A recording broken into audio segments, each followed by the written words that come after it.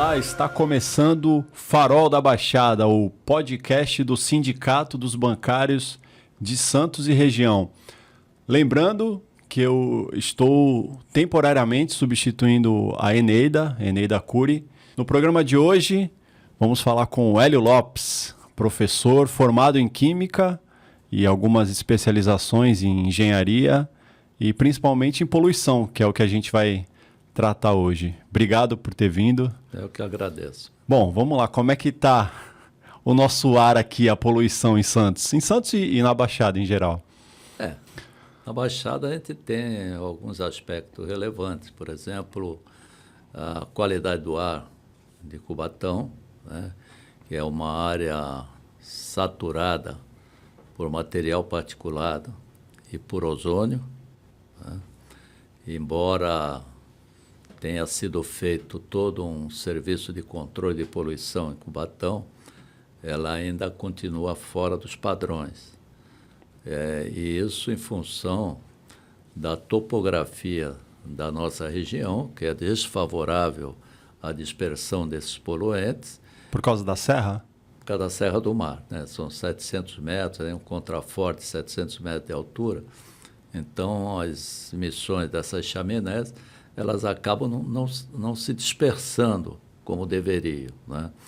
E como tem inversão térmica, elas ficam no nível, às vezes, de 50, até às vezes no nível do solo, né? E isso faz com que você agrave a questão da qualidade do ar, né? Teve um ranqueamento de poluição que Cubatão ficou entre as 35 cidades mais poluentes do mundo, já faz um tempo. Eu não sei se mudou esse ranking, se melhorou. Houve um programa de controle ambiental, né, em Cubatão, isso daí em 1983, né, e de lá para cá teve uns avanços, né, evidentemente, implantaram equipamentos de controle de poluição e tudo mais. Mas, como eu falei, mesmo com todos esses equipamentos de controle, foram mais de 2 milhões de dólares em equipamentos de controle de poluição, mesmo assim você não consegue recuperar a qualidade do ar em função do tipo de indústria que tem lá. São indústrias de alto impacto, né, de alto potencial poluidor, melhor dizendo, e o residual desses filtros, né, porque não existe filtro com 100% de eficiência. Então, se você tem, por exemplo, aí, reduz aí até 90%, a 99%, às vezes, uma determinada emissão de poluentes, aquele 1%, né, às vezes, é suficiente para manter um residual grande na atmosfera, porque você tem uma vazão muito grande dos gases na saída da chaminé, e isso, às vezes, representa 1 tonelada, 2 toneladas. Então, fazendo um somatório de todas essas fontes de poluição, todas essas chaminés, digamos assim, para as pessoas entenderem melhor, você acaba tendo uma qualidade de ar ruim. Por quê? Porque haveria necessidade de ter uma dispersão para esse residual, o que não tem em função da topografia. Portanto, não adianta insistir, por exemplo, em ampliar unidades em Cubatão com potencial poluidor altíssimo. O que deveria ser feito em Cubatão, lógico, ela tem toda uma logística favorável à implantação de indústria, porque está próximo do Porto de Santos, próximo da Grande São Paulo, tem fartos recursos hídricos, tem energia elétrica, tem todas essas facilidades, todas as utilidades para você ter um polo. Mas deveria ser repensado a tipologia de processo industrial. Então, por exemplo, Cubatão seria bom para uma indústria eletrônica, uma fabricação de carro, enfim, que tem um potencial menor. Agora, quando você impõe uma siderurgia, indústria de fertilizantes, refinarias, então, aí a coisa não vai para frente mesmo, tá? Não, e pior é que assim, essas refinarias, né, essas indústrias, elas são multadas e mesmo assim não interrompe, né, a poluição delas. Não, ou seja, não tem solução. A multa é um processo administrativo da CETESB, né? Porque existem duas coisas. Você tem a multa administrativa e hoje você, a partir de 81 para cá, né, você tem a entrada do Ministério Público, né? O Ministério Público ele não multa, mas ele entra com o processo indenizatório, né? Mas o que eu vejo nisso tudo é o seguinte, veja, muitas vezes você tem uma indústria, né? Ela implanta os equipamentos que foram exigidos, mas você tem muito problema de operação, problema de manutenção, né? E isso acaba também colocando mais poluentes aí além do residual, que é evidente, né? Toda a indústria tem uma poluição residual, mesmo controlada, né? Mas ainda tem esses agravantes, né? Aí vem as multas. As multas são mais no sentido de assim, forçar para que ela faça uma operação melhor, tenha uma manutenção melhor. Mas num processo industrial que é complexo, sempre você vai ter problema, né? Não adianta. É a lei de Murphy, né? Uma hora vai ocorrer o problema. Entende? Então, o que a gente tem que levar em consideração é a questão digamos assim, do local, a alternativa locacional para a implantação de determinadas unidades, né? É como, por exemplo, o caso aqui do navio de regasificação de gás. Muito polêmico. O navio bomba.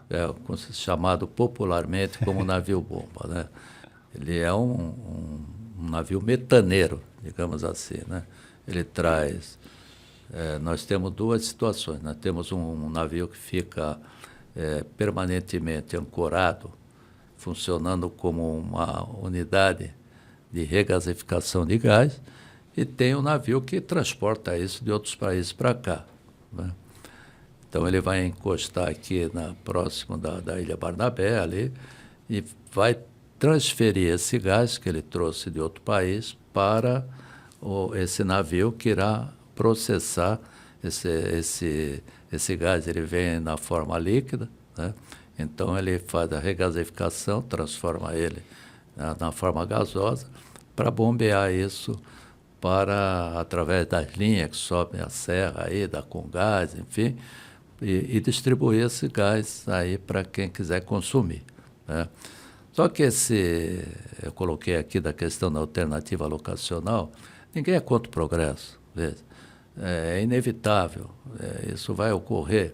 O problema todo é a questão da alternativa locacional. Quando você tem um potencial de risco dessa magnitude, como o navio de regasificação, que ele tem um potencial aqui, segundo o próprio físico americano Amory Block Lovins, ele afirma que o único navio metaneiro com capacidade de 125 mil metros cúbicos equivale a 7/10 de uma megatonelada de TNT, né?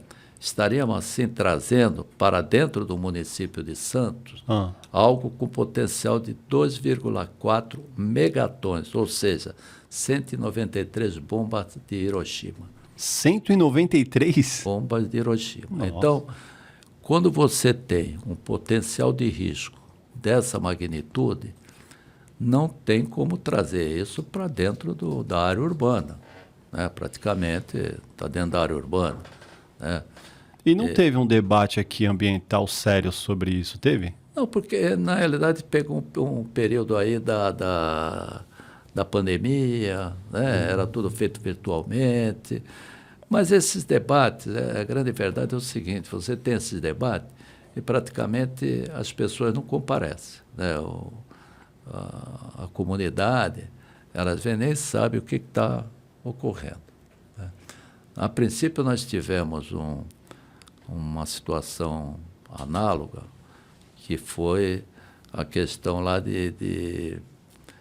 Itanhaém, aí depois vem Peruíbe, né? Peruíbe, onde iam instalar lá um navio desse, uma usina e tal. Aí o povo lá se mobilizou, foi para a rua, fez passeata, comunidade menor, né? E acabou que esse processo foi extinto. Porém, eles transferiram isso para Santos, de uma certa maneira, né? Porque montaram aqui essa estrutura, né? E além, veja... Ou seja, Santos está desmobilizada. Desmobilizada. Não é verdade? Exatamente. Santos é uma cidade desmobilizada. No passado não era. Não era. Mas agora ficou. Então, existe um lobby muito grande, evidentemente, né? As instituições, às vezes até algumas universidades, acabam, né, se debruçando e até cooperando com esse tipo de coisa, né?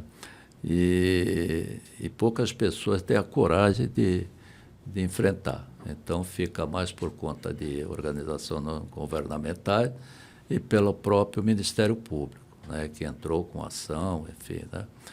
Mas aqui na Baixada o juiz deu causa ganha. Deu favorável para o navio, né? São Paulo, veja, esse processo foi engraçado.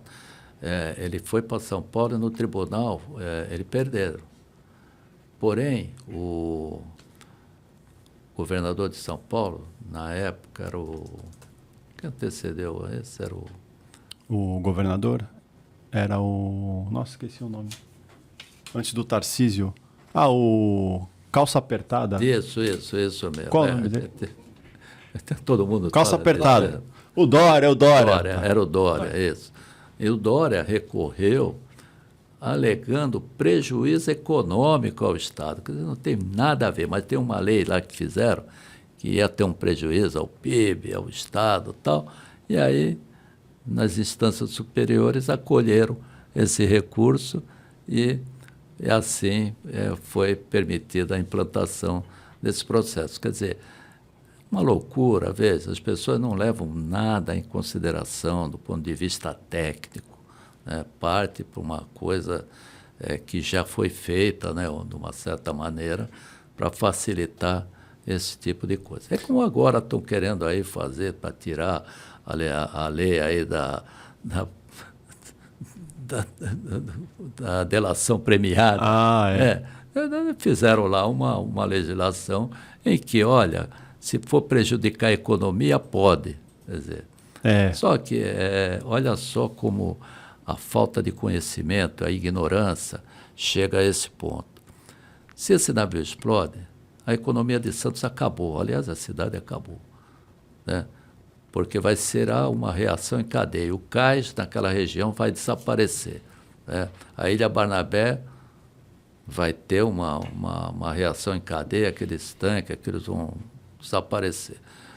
Em frente nós temos o Parque da Lemur, também vai desaparecer do mapa. Não, desaparece, né? Tudo, né? Então, 193 bombas. Veja bem, essa lei, ela não levou em consideração esse aspecto que é muito mais prejudicial. Eu fiz uma frase que diz o seguinte, que o homem, ele corrompe a lei dos homens, mas da natureza jamais. Perante a lei da natureza, o homem se sente impotente. Pois é. Veja o Rio Grande do Sul. E não acordou ainda, né? Veja, então, esse pessoal, falta um pouco de patriotismo. Sim. Esses são os patriotas? Não são, veja. É verdade. Patriotas são aqueles que estão se opondo a esse tipo de coisa. Pois é. Falta coragem, falta patriotismo, ele pensa no imediatismo, ele não pensa que ele tem filhos, netos, enfim, né? É isso. Parece que essa questão ambiental, ela reflete muito a polarização que a gente tem na política, mas se a gente ficar só na questão ambiental, parece que é o seguinte, né? Quem defende o ambiente parece que é contra o progresso. Sim. E a pessoa que só quer ver a economia parece que é contra o meio ambiente. E não dá para ter um meio termo aí, todo mundo se entender? Tem a tal de desenvolvimento sustentável, que é uma falácia. É falácia. Esse negócio de desenvolvimento sustentável É uma falácia, ela não é aplicada. Esse seria um caso, por exemplo, de desenvolvimento sustentável, né? Mas aonde está? Ele lá impôs uma lei, foi lá e acabou com tudo, né? Então, isso é uma falácia, isso não existe. É que O poder econômico sempre se sobrepõe. É o que eu ia falar. É a forma que o atual estágio do capitalismo, né, não deixa a gente pensar, repensar algumas coisas. Então, aí fica essa guerra, é um em cima do outro. Sim, e o outro lado, o lado mais fraco, digamos assim, né, a população que não tem capital para se opor a isso, Sim. não tem. Isso daí, muitas vezes, você necessita de estudos, né? Vamos buscar quem que tem dinheiro para bancar tudo isso. Agora, o outro lado tem, até para comprar laudos. Sim. Né? Laudos já com defensores de advogados administrativos, né? do sistema. Então, fica assim, a população de jus esperneandes, né? Brigando, mas no final eles acabam fazendo aquilo que eles... Professor, pensando aqui na região, a gente vê, tem esse polo de Cubatão, né? Que acaba, todo esse dano ambiental não se restringe a Cubatão, né? Acaba indo para todas as cidades da Baixada Santista. A gente tem o Porto de Santos também, que aí vem caminhão do Brasil inteiro, também influenciando o nosso ar. A pergunta que eu faço é o seguinte, será que a gente não consegue se organizar regionalmente e debater essa questão ambiental de forma regional? Não seria mais assertivo? Veja, essa questão ambiental, ela é complexa, né? Porque ela não trata apenas de um compartimento ambiental. Ela trata de floresta, de manguezais, de recursos hídricos, né? E também de processos industriais.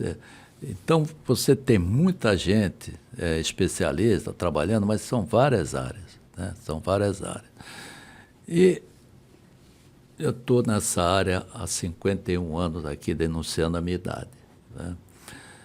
E eu pude verificar o seguinte, nesse tempo todo que eu trabalhei na área de controle ambiental, que você não consegue controlar a poluição de forma aleatória, né? Então, o que a gente vê hoje são ações aleatórias. Então, por exemplo, tem um problema no Porto de Santos, tem um odor de açúcar, alguém reclama, vai lá o órgão ambiental tentar ver o probleminha do açúcar, né? Isso não resolve. Foi como Cubatão. Cubatão só teve um certo sucesso na implantação dos programas ambientais porque teve programa. Então, você precisa ter projetos. Então, o que falta hoje para o governo estadual, até, no caso mais estadual, né, são projetos. O último projeto que teve foi o projeto de controle ambiental de Cubatão. De lá para cá não teve mais projetos, são ações aleatórias. Dona Maria reclamou, vai lá atender o ruído que estava lá, tentar, porque, né, dá uma satisfação para aquele reclamante. Isso não resolve. Você tem que fazer um projeto, né, e ter um programa, ter alguns projetos, né, e ter toda uma sistemática para que essas fontes de poluição sejam controladas. Vou dar um exemplo aqui.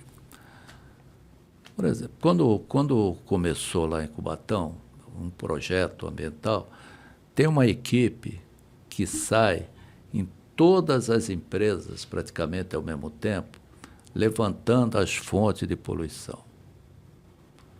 Então, não adianta a gente trabalhar aleatoriamente, senão eu puno a tua empresa e a outra do lado não está sendo punida. Por quê? Porque ninguém reclamou dela, reclamou da tua.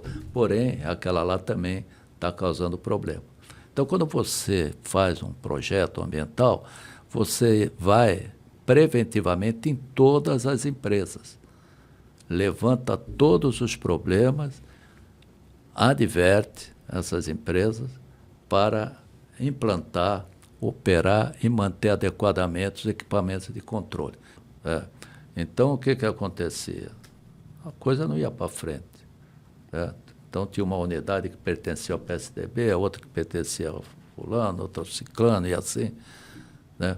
E aí não vai. A coisa não vai. Então, o que falta são projetos de controle ambiental. Se não tiver projeto, por exemplo, o Porto Retroporto aqui, precisava ter um projeto de controle ambiental para toda a área portuária. E não são poucos os problemas existentes na área portuária. Então, a gente tem aqui na Baixada algum tipo de monitoramento do impacto ambiental, seja do porto, seja do polo de Cubatão? Você fala monitoramento da qualidade do ar. Do ar, no caso da água também? Da água, ela é feita, ela não existe um monitoramento contínuo online em tempo real.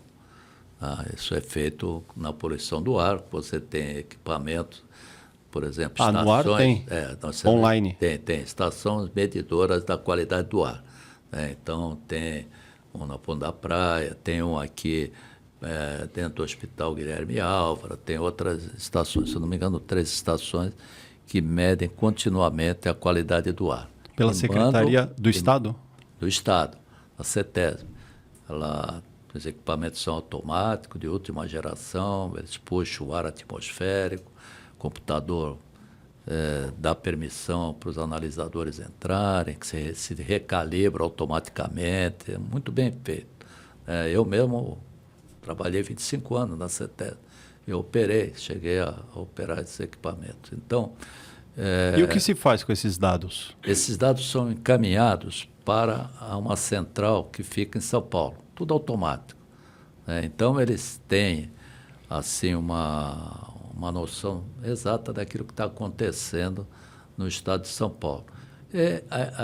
Esses dados, eles são transmitidos para aqueles relógios que tem ao longo da cidade de São Paulo, Cubatão também tinha, né? Que diz a qualidade do ar.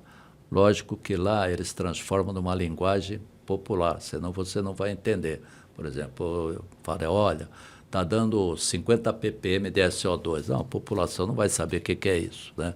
Então, eles fizeram uma linguagem onde você, dependendo da concentração, você tem uma qualidade do ar boa, ruim, péssima, entende? Em função de uma certa concentração. De tanto a tanto, 0 a 50, qualidade boa. De 50 para diante, qualidade regular. E aí vai, entende? Então, é isso para mostrar à população como é que está a qualidade do ar. Evidente, se é uma região saturada, começa a ter problema de saturação, né? Por exemplo, Santos já tem problema de material particulado, né? Em função do cais, em função do movimento, da logística, caminhões e tudo mais. Então, o que deveria ser feito nesse caso? Bom, eu estou monitorando aquela área, ela é uma área que tem um problema sério de qualidade do ar por material particulado. Vamos fazer um projeto de controle ambiental para eliminar essa fonte de material particulado. É assim que tem que ser direcionado o controle da poluição. Não adianta ficar correndo aqui, fazendo inspeção lá, gastando dinheiro do Estado e não se chega a... Mas esse monitoramento, quando chega num nível de alerta, é feita alguma intervenção, alguma coisa? Sim, veja, aí é uma situação grave, né? Por exemplo, lá em Cubatão, eles têm um programa chamado Operação Inverno, porque quando chega no inverno, a situação fica pior. Por que piora no inverno? Eu já vi dados... É porque há um resfriamento brusco da parte mais baixa, né, no nível do solo, e você impede a recirculação do ar, porque normalmente você tem o ar quente, ele tende a subir, né? Ele tende a subir, a se dispersar. Quando chega no inverno, você tem uma camada de ar frio embaixo, né? Você acorda, às vezes está gelado, né? Está aquela névoa no nível do solo. Aí você tem uma camada de ar quente e tem uma camada de ar frio. Então, o ar quente quer subir, mas ele impede de fazer essa recirculação. E aí ele fica estagnado ali. Tanto que se você olhar para a chaminé das indústrias, quando você está fora dessa inverno, a fumaça ela sobe na vertical. Quando você está no inverno, ela sobe e depois anda na horizontal. No verão? No verão ela sobe na vertical. No verão na vertical? Na vertical. No inverno ela sobe, ela faz isso e depois pega uma configuração horizontal. Por quê? Porque ela pegou uma camada de inversão térmica, né, que impede que ela suba. Tá? Então, por isso lá eles criaram a Operação Inverno. Por quê? Porque quando chega nessa situação, todo aquele residual de poluente, ele às vezes fica estagnado. Você tem uma situação totalmente paralisada, o ar, sabe, estagnado. E aí a concentração, essa estação estou medindo, ela começa a subir. Quando chega uma determinada concentração, por exemplo, em torno aí de 200, mais ou menos, é disparado, por exemplo, os engenheiros vão para as empresas para ver se os equipamentos estão... Porque às vezes você tem equipamento, mas ele não está operando adequadamente. Então, eles vão verificar se o equipamento está operando ou não está operando. Tipo, às vezes está paralisado. O filtro, é isso? Os filtros, quando eu falo equipamento de controle de poluição, são filtros, né? Aí tem lavadores de gases, tem precipitador eletrostático, tem filtro de tecido, chamado filtro manga. Então, são vários equipamentos, né? Cada um coloca de acordo com o seu processo, né? E nesse período aí, então, se esses equipamentos... Às vezes você tem um filtro manga, mas ele está com a manga furada. Então, está saindo para a atmosfera. Então, a CETESB vai lá e pede a paralisação daquela unidade, né? Se ele não paralisar, ele vai ser penalizado. Agora, quando você chega numa situação... Essa é uma situação de pré-alerta, aí tem alerta e aí tem emergência. A emergência aí é de 500 miligramas para cima, micrograma de poeira por metro cúbico de ar para cima. A gente já chegou nesse nível? O padrão da Organização Mundial de Saúde é 50. Tá? Se você chega a 500, vai matar a gente. Tá? Mas a gente nunca chegou nesse nível aqui, né? Já chegou. Já chegou? Já chegou naquele tempo do Cubatão que não tinha controle. Eu mesmo estava lá e participei de operações como essa, né? Só que numa situação dessa, todas as empresas são paralisadas, independente de estarem funcionando o equipamento bem ou não, tá? Mas hoje, a Organização Mundial de Saúde, ela mudou, e a nossa legislação também, esse trabalho com partícula 2,5 micras. 2,5 micras. Por quê? Porque essa partícula é extremamente perigosa, porque ela entra através do trato respiratório, vai nos nossos alvéolos e não volta. Então, partículas grosseiras ficam retidas nos cílios do nariz. Partículas finas vão nos alvéolos e entram na corrente sanguínea da pessoa. Então, quando você tem uma região, como de Cubatão, que não só tem material particulado, mas tem gases também na atmosfera, esse particulado absorve o gás. Então, quando você entra no teu organismo, ele entra o particulado junto com o gás. Por exemplo, um benzoapireno ou um outro gás qualquer. E aí potencializa o risco de doença. Tá? Então, essas estações elas são importantíssimas, mas você precisa agir. Ter uma resposta tecnológica para evitar esse tipo de situação.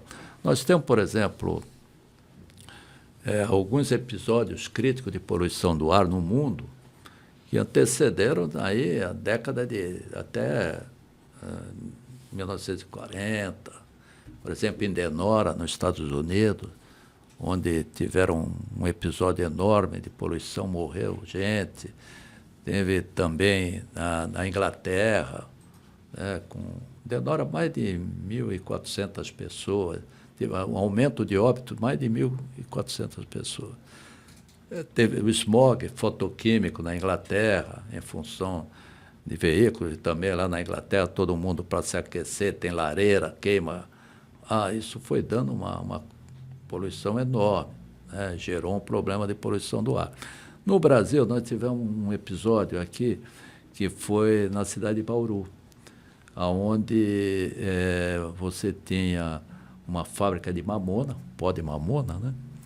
E teve um vazamento e morreram, se eu não me engano, umas 7 pessoas, mais ou menos, em função desse particulado de mamona, né?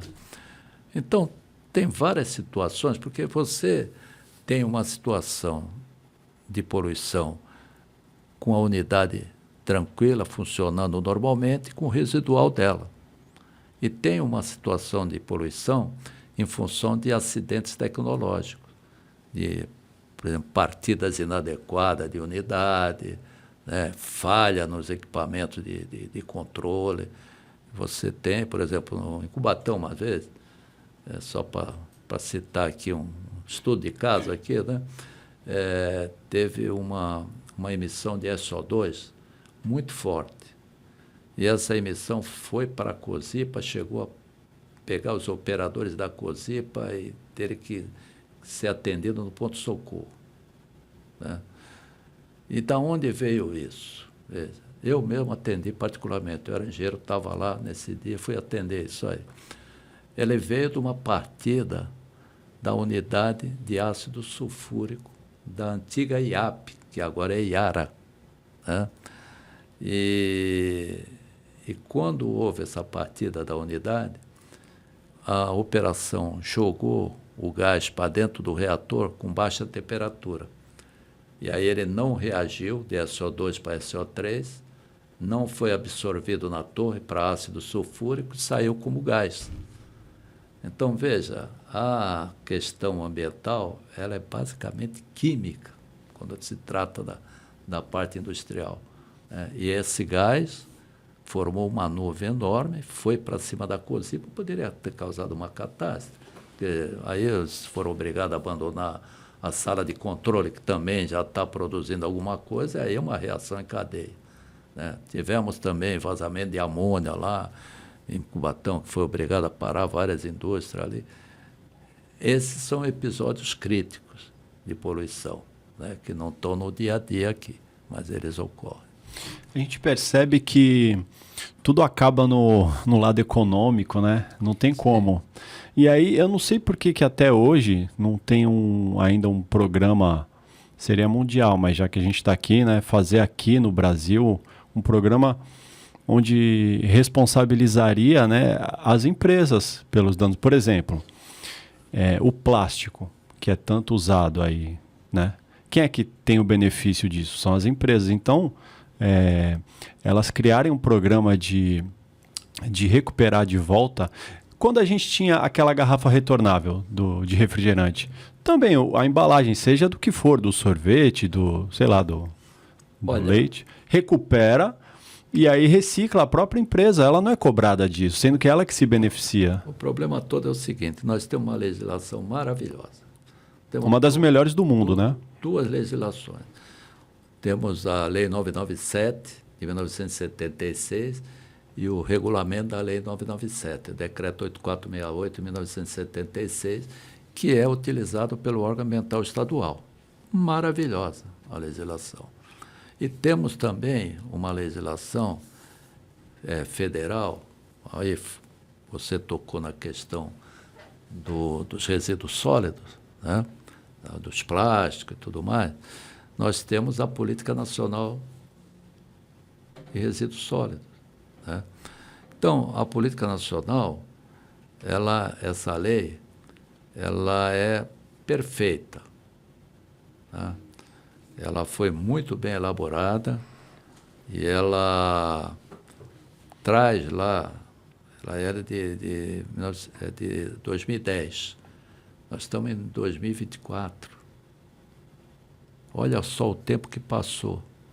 Já está trazendo efeito e lá positivo? ela fala lá na questão de um rol de prioridades que deve ser aplicado.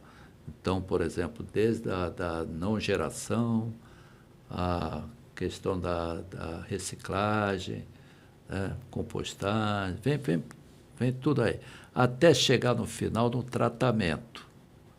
Tá? Mas ela fala num tratamento não poluidor.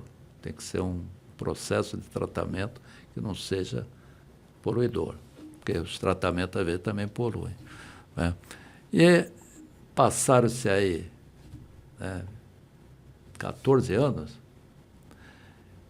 e eu te pergunto, quanto por cento de coleta seletiva tem as prefeituras da nossa região? Boa pergunta. 2%. Dos 9 municípios? 2% só? Santos tem um pouquinho mais, mas a maioria está nos 2%. Mas é culpa da prefeitura ou do cidadão? Culpa da prefeitura, porque ela que deveria ter implantado isso, feita campanha no sentido de educativa, né, investido nisso daí. A Alemanha foi assim. A Alemanha demorou um bom tempo para chegar num processo que eles chegaram. Né? E outros países lá. Né? Mas aqui não. Então, o que aconteceu dentro desse processo que você me fala aí, da questão do resíduo sólido? Não atenderam a Política Nacional de Resíduo Sólido, e mais, ela fala na logística reversa, que é justamente isso que você tocou. Ou seja, aquele que produz é obrigado a recolher de volta os seus resíduos. Isso é básico. Tá? Então, por exemplo, se eu produzo pneu, eu vou ter que recolher os pneus. Qual seria a coisa mais lógica aí? Dessas empresas todas pegarem nos municípios todas essas empresas cooperativas que trabalham com reciclagem, né, que a gente vê os caminhões dela caindo os pedaços, pegando aí de carroça, esse material que foram os primeiros catadores mesmo, foram esses, né, os catadores mesmo, com a carrocinha puxando, né, bem antes de ter a legislação. Sim. Né, eles já faziam isso. Né? Por que não investir e fazer desse pessoal uma grande empresa para que recolhesse isso e eles subsidiassem isso daí? Gera emprego. Isso seria o desenvolvimento sustentável. Aquele que é uma falácia? Aquele que é uma falácia, entendeu? Mas esse seria o desenvolvimento sustentável, né? De você investir. O BNDES empresta tanto dinheiro para a empresa, até multinacional, por que não investe nesses catadores? Mas assim, Mas seria poderia... até, no caso, as próprias empresas, por exemplo, uma empresa de refrigerante, né, que gera essas PETs e tudo mais. Não, a própria empresa poderia fazer um programa de retorno e dar um desconto para o cliente que traz de volta a embalagem. Tipo, ganha a empresa e ganha o cliente, né? E o meio ambiente também.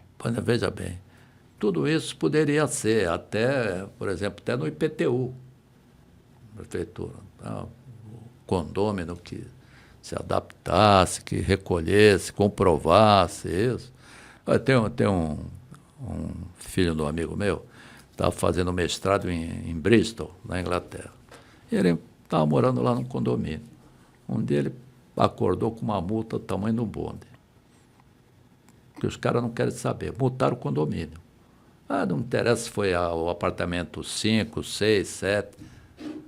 O fato é que no lixo apareceu lá garrafa com adesivo de papel. Lá tu tem que tirar o adesivo de papel colocar só onde é papel. Mas é fácil de tirar, não é que nem aqui. A champinha vai para outro lado, né? E o condomínio que não fizer isso, ele é penalizado. E aí é distribuído para todos. Deixa eu ver se eu adivinho. Foi o brasileiro que fez isso? Sim, com certeza. Foi uma equipe de estudantes que estava lá, né? Mas, enfim, é assim que é feito lá. Mas voltando para cá, né? Eu acho que aqui essas empresas podiam subsidiar essas cooperativas, né? O que custa aí comprar caminhão? E não é só isso, veja, você recolher, você tem que ter toda uma logística para dar um destino adequado para isso, porque não adianta eu ficar recolhendo isso e depois jogar lá tudo no lixão. Sim. Certo? Então, o que é hoje mais reciclado assim são latinhas de alumínio, porque o pessoal faz novamente para a indústria de alumínio. Pelo valor, né? Valor agregado. Agora, madeira, por exemplo, é o primo pobre dessa história, ninguém quer madeira. Tá? Na Alemanha, eu estive lá na Alemanha vendo essa parte aí de tratamento de resíduo, né? E na parte com, por exemplo, madeira, eles pegam toda a madeira, picotam, fazem os fardos e vai ser utilizada como combustível na indústria de cimento. Então tem um destino. Né? A gente tem a Amazônia aí, é só derrubar, pô. Mas o que nós tivemos aqui? Nós tivemos uma lei maravilhosa que não foi cumprida, à risca, né? E ainda veio o boiadeiro aí e ainda fez uma espécie de um regulamento que acabou atrapalhando essa lei. Tá? Então, o que mais a gente tem aqui são políticos jogando contra a área ambiental. É só você olhar o que está acontecendo aí. É que não dá voto, né? Por exemplo, a privatização das praias aí, que surgiu agora. Qual é o objetivo disso? Facilitar meia dúzia de senadores e Sim. pessoas que têm casa à beira-mar, enfim, alguns construtores que querem construir em área de mangue, em área próxima. Mas é aquilo que eu te falo, veja, o cidadão vai lá, corrompe, né? Vai morar pé na areia, aí vem a natureza e leva embora. Sim. Está acontecendo, você pega lá no Nordeste, tem áreas lá que você não enxerga mais a casa, nem o telhado. E a maré avançou tanto que ele estava muito próximo, acabou sendo prejudicado. Dentro disso, o senhor que é professor nessa área, como é que o senhor vê as pessoas que não acreditam em aquecimento global e nas mudanças climáticas? Veja bem, aí são interesses, né? São interesses. Né? A questão climática, ela sempre teve aí um problema independente da poluição. Tá? Você pega milhares de anos, teve grandes catástrofes, certo? Naquele tempo não tinha. Né? E aí isso tem a ver muito com inclinação da Terra, com uma série de coisas. O que nós vimos hoje é o agravamento disso aí. Né? O agravamento. Porque quando você tem uma emissão enorme de poluentes na atmosfera, enfim, ele cria uma certa camada, né? E eu explico isso, mas teria que fazer um desenho aqui, né? Tentar aqui, na melhor maneira, explicar. Os raios solares, eles estão emitindo lá, o Sol está emitindo os raios solares. Né? E eles vêm na forma de ondas curtas. Tá? Eles vêm em uma forma de ondas curtas. Quando você tem essa camada de poluição já em volta do nosso planeta, essas ondas curtas atravessam, batem na Terra, porque a Terra tem uma massa enorme, e retornam. Ela faz o papel de fazer um aquecimento, e no passado elas retornavam, elas retornam em forma de ondas longas. Só que agora essas ondas longas não conseguem atravessar porque tem uma camada de poluente. Então ela não consegue se perder essa energia na atmosfera. Ela bate e fica em volta do planeta e vai aquecendo cada vez mais. Então é responsável aí por mudanças climáticas, por aumento do nível do mar, derretimento de geleiras e tudo mais. Né? Então é assim que funciona. Né? O que a gente precisa fazer? Mesmo que a gente venha tomar uma atitude, eu acho que nós já perdemos esse período. Não dá mais tempo. Não dá mais tempo. Vamos morrer todos. Morrer eu não digo, mas vão ter grandes, muita gente, para muita gente vai ser o fim do mundo. Né? Para aquele que morreu no Rio Grande do Sul foi o fim do mundo. Já acabou, é verdade. Entendeu? Sim. Para ele. Né? E essa questão do salve o planeta não existe. Existe salve o ser humano. Porque o planeta Já dá uma sacudida, ele dá uma sacudida, depois ele volta tudo novamente. Certo? Mas com as mesmas condições de vida? Será? Ele se refaz outra vez. Né? Você corta uma floresta aí, daqui a alguns anos ela se refez. Né? Demorou décadas e décadas, mas ela se refez. Foi a natureza que se refez. Sim. Né? Agora, o ser humano não. O ser humano ele é vítima daquilo ali. Você pega, por exemplo, a questão da dengue. Né? Porque nós temos um controle tecnológico e tem um controle natural. O controle natural é feito pela própria natureza. Eu diria que a natureza ela tem uma estrutura delicada. Ela não sabe se defender de imediato, mas ela é vingativa como ninguém. Certo? Com o passar do tempo, ela fica se vingando. O homem foi lá e derrubou grandes áreas florestais onde a dengue estava hibernando. O que aconteceu com a dengue? Ela migrou para os centros urbanos, para nunca mais sair. Sim. Nunca mais vai sair. Quem foi culpado disso? O próprio ser humano. Então, a natureza ela dá uma resposta. Ela demora. Você vai lá, corta a árvore, ela não consegue se defender, porque você está cortando a árvore. Mas vai faltar água, vai vir doença, ela tem os seus mecanismos de defesa. Então, é isso que acontece. O senhor falou da água, eu lembrei que eu separei uma pergunta para fazer sobre essa água engarrafada, água mineral, né, que a gente chama. Tem algumas teses, hipóteses, né, de que, na verdade, essa água é feita para vender mesmo, porque a água que a gente tem em casa, na torneira, é uma água potável, não é mineral, mas é potável. E aí colocaram isso na nossa cabeça, que a água da torneira é suja e a gente precisa comprar a água mineral. Como é que o senhor vê essa questão? Olha, vou falar uma coisa para você. Há 50 anos que eu tomo água mineral. Por quê?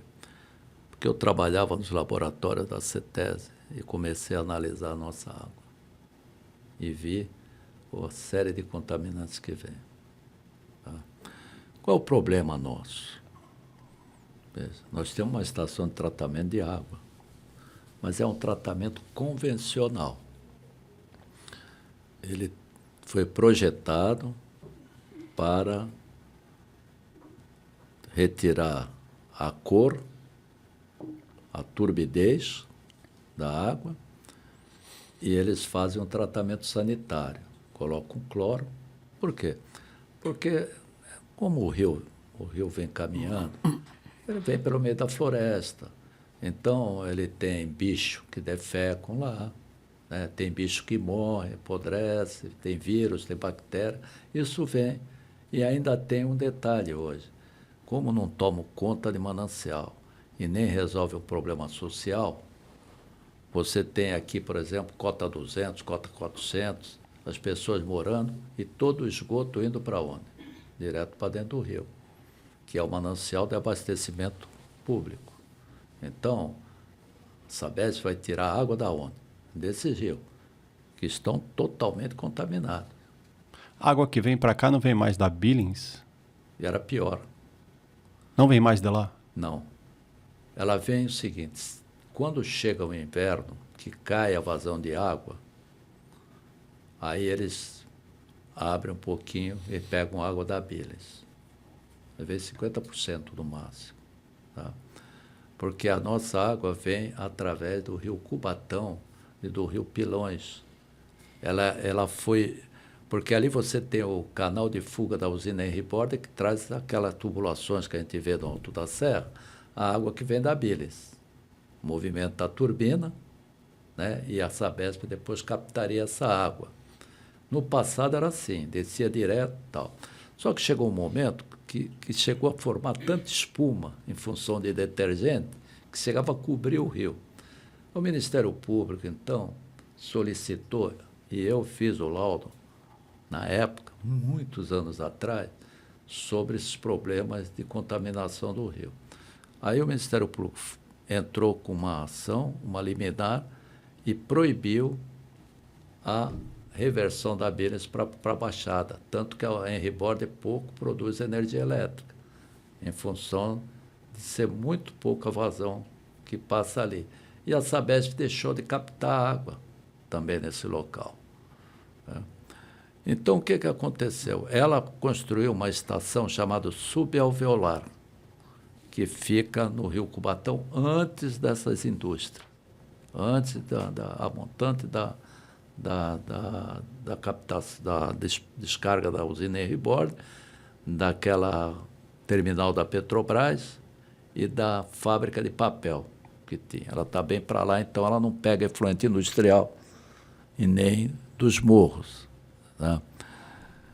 Então, só que quando chega no inverno, você tem uma diminuição dessa vazão do rio, não seria suficiente para ter água em Santos. Então, acaba pegando um pouco da água que vem da Billings.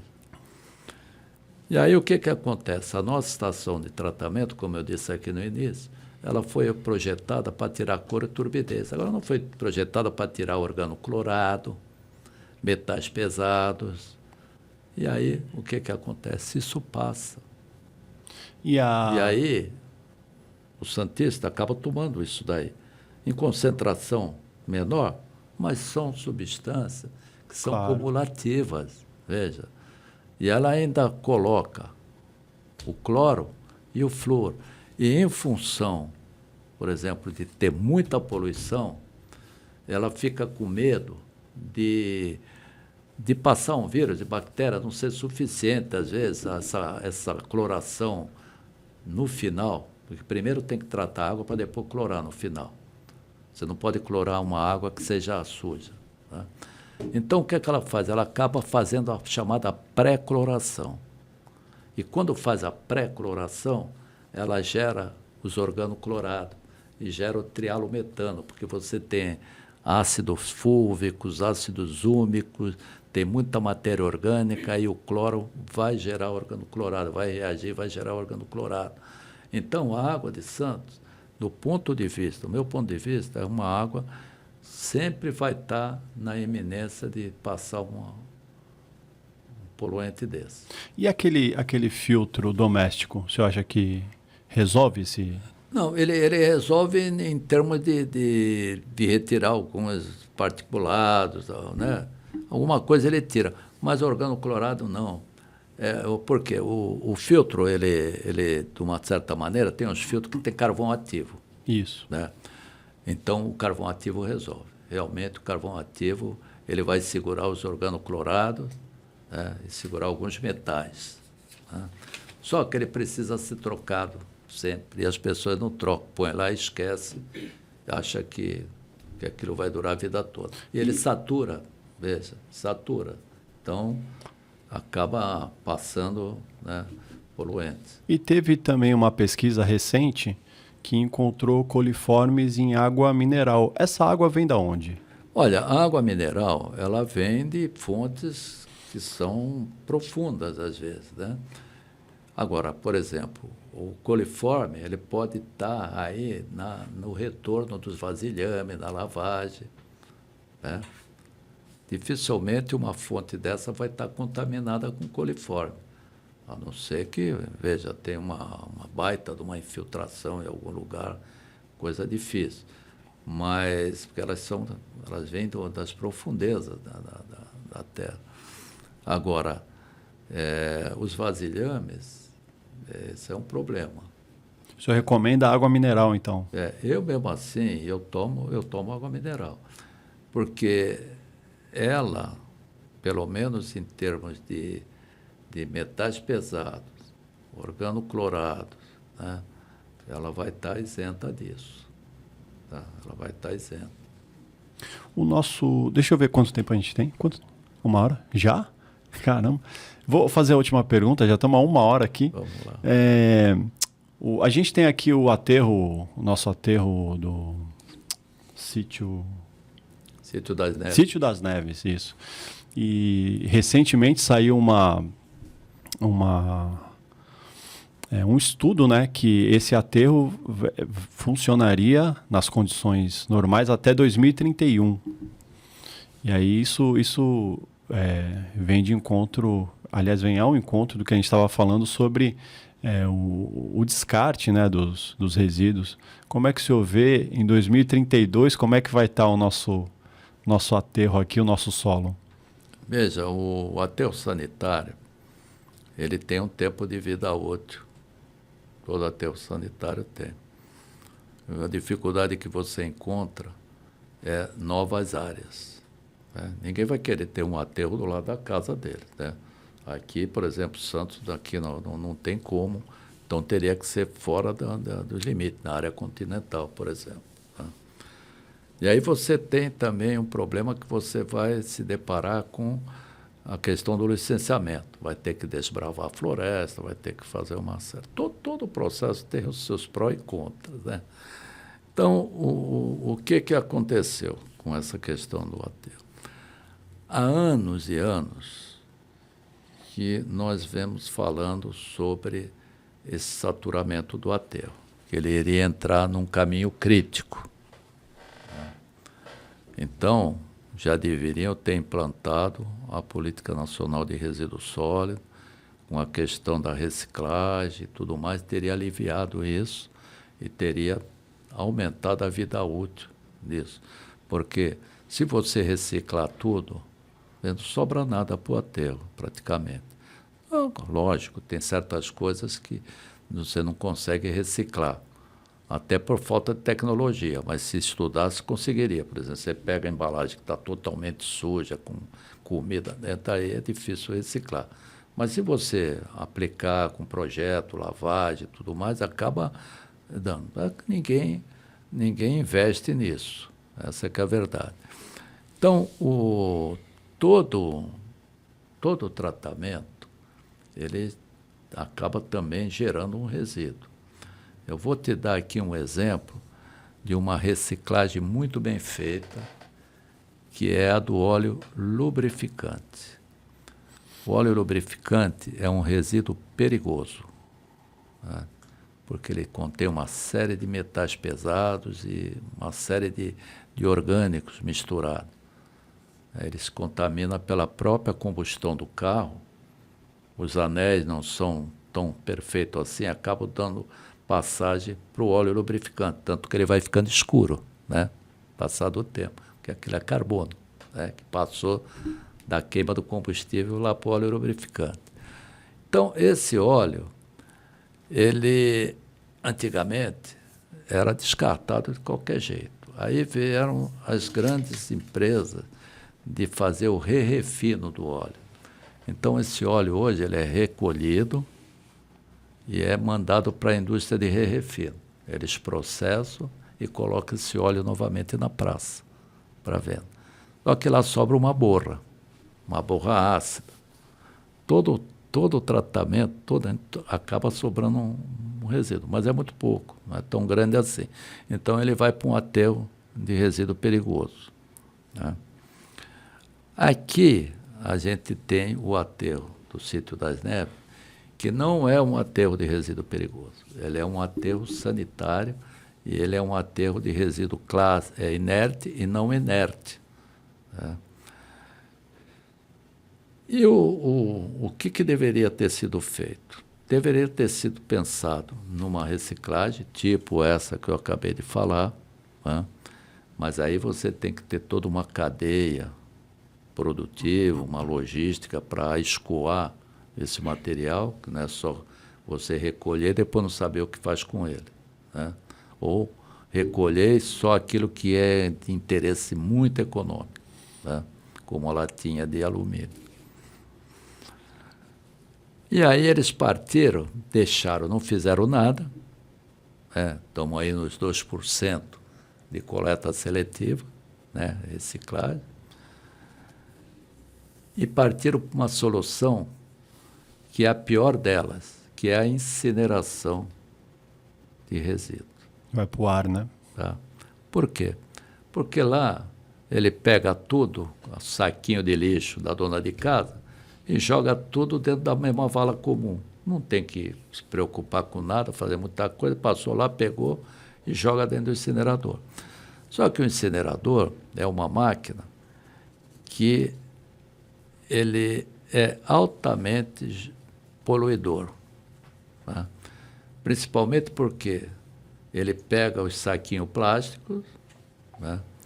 Esses saquinhos plásticos também estão cheios de copinho de isopor, que por sua vez tem pilhas, tem bateria, tem tudo misturado lá. E vai para o incinerador. Quando o incinerador queima essa massa, ele queima a 900 graus Celsius, mais ou menos, tá? Mas eles fazem uma outra coisa nesse incinerador. Ele não é só incinerador. Ele é uma URI, uma unidade de recuperação de energia. Então, ele tem que passar por uma caldeira, certo? E quando ele passa pela caldeira, que ele gera vapor, ele perde temperatura. E quando ele perde a temperatura, ele entra numa faixa que produz muitas dioxinas e furanos, que são os poluentes mais potentes na face da Terra. Para você ter uma ideia, o agente laranja, jogado lá no Vietnã, né, desfolhante, né, na guerra contra os Vietcong, ele tinha esse agente laranja, tinha a dioxina e furano. Até hoje, nos Estados Unidos, os netos desses aviadores que manipularam o agente laranja e a população também lá do Vietnã nasce defeituosa. Ou seja, vamos morrer na poluição. Você entende? O que tem que ser feito?